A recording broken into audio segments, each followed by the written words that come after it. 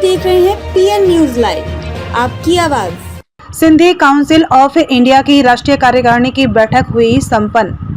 वाराणसी के एक होटल के सभागार में सिंधी काउंसिल ऑफ इंडिया की राष्ट्रीय कार्यकारिणी की बैठक आहूत की गई। बैठक में महेश मलकानी, अशोक अंशवानी को राष्ट्रीय उपाध्यक्ष बनाया गया एवं दिल्ली के श्रीकांत भाटिया को राष्ट्रीय समन्वयक, नरेश जोतवानी को राष्ट्रीय सचिव, सुश्री ईना लखमानी को महिला प्रकोष्ठ दिल्ली का महासचिव एवं प्रकाश गिड़वानी दिल्ली के बूथ विंग का दिल्ली का अध्यक्ष बनाया गया। बैठक में पदाधिकारियों ने अपने अपने विचार व्यक्त किए। इस अवसर पर सिंधी काउंसिल ऑफ इंडिया के राष्ट्रीय अध्यक्ष इंजीनियर एस कुमार ने कहा, सिंधी काउंसिल ऑफ इंडिया की मीटिंग आज बनारस में रखी गई थी। इसका उद्देश्य यह था, देवों की देवनगरी महानगरी से हम लोग इसके विस्तार को बहुत आगे बढ़ाएं। पूरे देश से लोग यहां आए हुए हैं। हमारे पूर्व कैबिनेट मिनिस्टर परमानंद खट्टर जी, गुरमुख जगबानी जो हमारे सिंधी काउंसिल ऑफ इंडिया के मेंबर हैं, आज हम लोगों ने 3 रेगुलेशन पास किया है। पहले हम लोग मेंबरशिप को बढ़ाएंगे और दूसरा सिंधी काउंसिल का राष्ट्रीय सम्मेलन उल्लासनगर में होगा और तीसरी सबसे महत्वपूर्ण बातें, हम लोग आज के युवा को अपनी सिंधी काउंसिल में जोड़ेंगे एवं समाज के अंतिम सिंधी को समाज के उत्थान हेतु हर एक युवा सिंधी को इससे जोड़ा जाएगा। कार्यकारिणी की बैठक में सामाजिक, राजनीतिक व समाज में अंतिम व्यक्ति के उत्थान का संकल्प भी लिया गया। इस अवसर पर इंजीनियर यश कुमार, राष्ट्रीय अध्यक्ष, ने कश्मीर में हुई आतंकी घटना के विरोध में सिंधी काउंसिल ऑफ इंडिया की राष्ट्रीय बैठक में श्रद्धांजलि सभा में मृतकों के प्रति सामूहिक श्रद्धांजलि अर्पित की गई और राष्ट्रीय अध्यक्ष इंजीनियर यश कुमार ने कहा, यह देश की अखंडता और सुरक्षा का सवाल है और देश का आमजन यही मांग कर रहा है कि पाकिस्तान को उसी की भाषा में जवाब देते हुए कठोर कार्यवाही की मांग की गई है। इस अवसर पर सिंधी काउंसिल ऑफ इंडिया के राष्ट्रीय महासचिव अशोक कामदार ने पदाधिकारियों का स्वागत करते हुए सिंधी समाज की एकजुटता पर जोर दिया।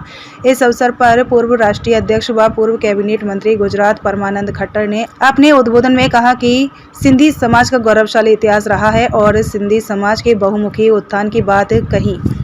बैठक में महिला विंग उत्तर प्रदेश की अध्यक्ष श्रीमती छाया राय सिंघानिया को मनोनीत किया गया। तत्पश्चात इंजीनियर यश कुमार ने आए हुए सभी अतिथियों का अंग वस्त्र एवं स्मृति चिन्ह देकर उनको सम्मानित किया। इस अवसर पर प्रमुख रूप से सुश्री शोभा भागिया, महेश सुख सुखी रामानी, गुरमुख जगवानी, श्रीकांत भाटिया, अशोक अंशवानी, नरेश जोतवानी, अमृत राजपाल, सुनील बाड़वानी, अशोक कामदार आदि लोग मौजूद रहे।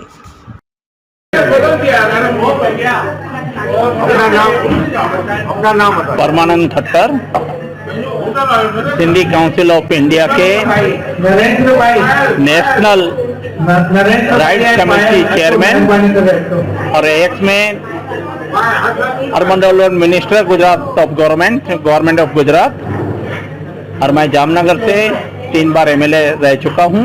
परमानंद जी, ये एक्टिविटी बैठक थी सिंधी काउंसिल बार की, क्या उद्देश्य था इसका? उद्देश्य यह है कि सिंधी यूनिटी, एक सिंधी समाज एक हो और उसमें भी जो गरीब तबके में है, जो वीकर सेक्टर में है, उनको कैसे मदद की जाए, स्टूडेंट को कैसे मदद की जाए, फनकार जो कलाकार हैं पहले अच्छे पोजीशन पे थे, आज उनकी पोजीशन ठीक नहीं है, तो उनको कैसे मदद हम हो सकें, उसके लिए आज ये मीटिंग का आयोजन किया गया था।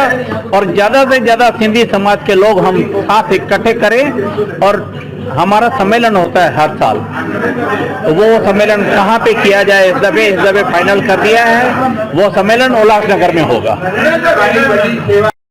जी कुमार साहब, आज जो ये सिंधी काउंसिल ऑफ इंडिया का की बैठक थी, क्या मकसद था इसका? सिंधी काउंसिल ऑफ इंडिया की एग्जीक्यूटिव बॉडी की मीटिंग जो है आज बनारस में रखी गई थी। इसके उद्देश्य ये थे कि देवों की देव नगरी, महादेव की नगरी से हम लोग इसके विस्तार को बहुत आगे बढ़ाएं। तो पूरे देश से लोग यहाँ आए हुए थे। हमारे एक्स मिनिस्टर, कैबिनेट मिनिस्टर परमानंद खट्टर जी, निर्मला वाधवानी जी, गुरमुख जगवानी जी, जो हमारे एग्जीक्यूटिव बॉडी के सब मेंबर हैं, और डॉक्टर पूजा मोटवानी डिजाइनर है, तो हर आदमी एक से एक टैलेंट रखा था। आज हम लोगों ने 3 रेजोल्यूशन पास किया।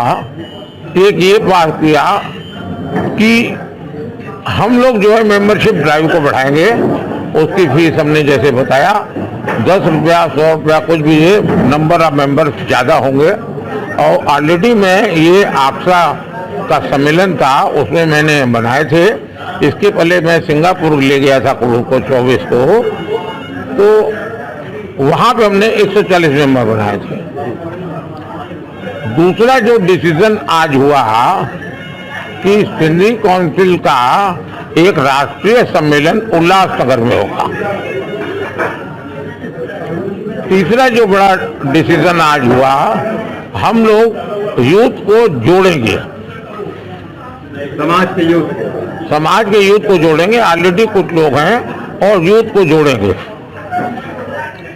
हमारा जो चौथा डिसीजन था, जो हमने जब शपथ ली थी, संविधान में लिखा हुआ है कि वीकर सेक्शन को हम लोग मदद करेंगे, जो ऑलरेडी हम शुरू कर चुके थे 29 मार्च 2025 में।